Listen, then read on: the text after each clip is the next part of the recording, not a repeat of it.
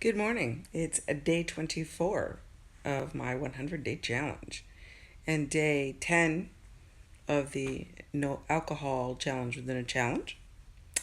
So, yesterday was an interesting day, as for those of you who have been following. Larry had surgery and my dog ran away and stirred up a lot of conflict in the family from certain members of the family who were upset with me that I was not more vigilant or vigilant.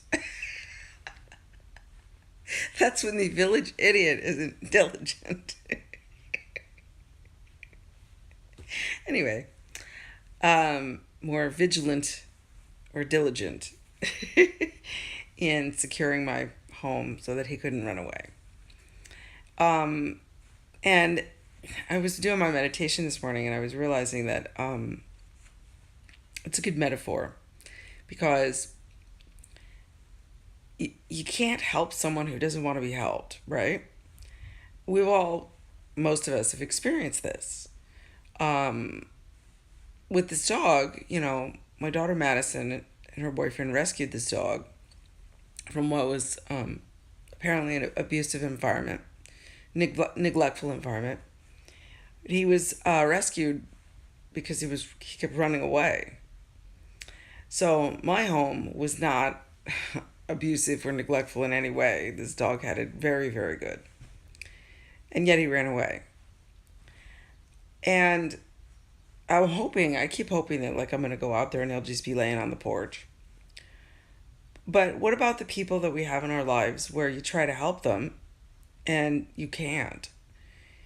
You can't get somebody to quit drinking until they're ready to quit.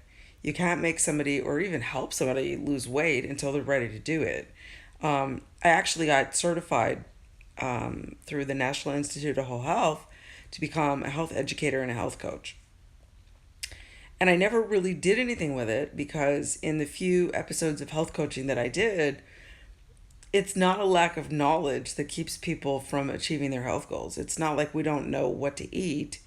It does not take a PhD in nutrition to know that you don't, spend most of your life eating fast food if you want to be healthy.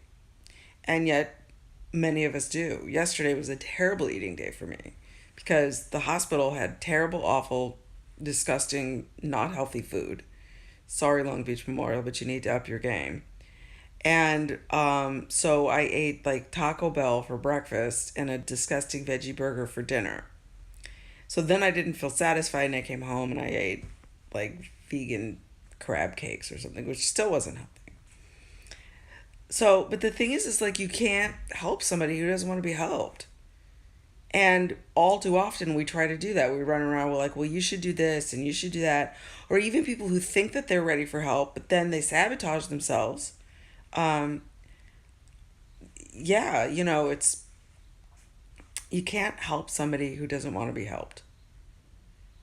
I rescued a dog. He didn't want to live here, clearly. He ran away. My other two dogs didn't run away.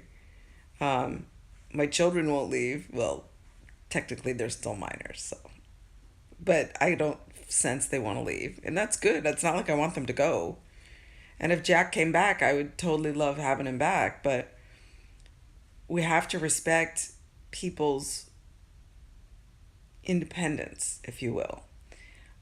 When my second husband got sick, he was diagnosed with congestive heart failure in 2008. And he has a huge family history of this condition. And at the time he got sick, his heart function was so low that he almost died. It was like less than 5%. And the doctors implanted a medical device that acts as an internal defibrillator so that if his heart stops, it jolts him back. And he didn't want the device. He was like, I don't want this thing in me. And they were like, look, you're going to die without it. So he had me and two young kids at the time and reluctantly agreed to do it. And he's still alive, so it must have worked. But at the time, they told him that it was a bridge to a heart transplant. And he did not want a heart transplant. He did not want it. He didn't want everything that goes with it. He didn't want the hassles of the medication and the potential for rejection. He just didn't want it. But he felt pressured into sort of going along with it because he had a wife and two young kids. We had a very difficult year after he got sick because he didn't want any of this to be happening. And I was angry at him because I thought, how do you not want to live for your kids? How do you not, like, if somebody told me, I seriously used to joke about this, that if somebody told me that the only way that I could live to see my children grow up would be to eat dog poop every day, that I would get a puppy and a cup and a spoon. That's what I would do. There wouldn't be anything in the world that would keep me from living to see my children grow up. But you can't help somebody who doesn't want to be helped. And the problem is that we go in and we impose our value systems on other people and then get mad at them when they don't share our values. Um, we get mad at people when they don't handle situations the way that we would handle them.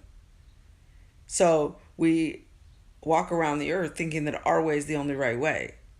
That if we've achieved a goal or accomplished or overcome something, that everybody should. Or conversely, even if it's not something like that, everybody's just so judgy with everybody else. Everybody's like, well, he should do this and she should do this. I mean, I'm vegan, okay? There are certain aspects of being vegan that's like, you don't get more opinionated than that. But my children are not vegetarians. Well, the one of them is, but and she's technically a pescatarian. But David and Leah are not vegetarians. And I don't run around going, well, you know. I mean, believe me, I am all for animal rights. I'm like the rescue lady, I'm a vegan, but I'm also not going to be like judging on somebody else because they didn't make the same choice. It's a personal decision. Most of the stuff we do in our lives are personal decisions. And so if somebody isn't ready to be helped yet, just love them. Just don't tolerate abuse. Don't let people, you know, you don't have to be with them. You don't have to hang around them. But you don't have to judge them. Compassion goes a long way, people. It really, really does. So, all right, that was day 20, whatever I just said it was. And I got a lot of stuff to do before I head over to the hospital to visit Larry. So, adios, muchachos. And try to maybe have some compassion for people today. What do you think? Huh? Bye.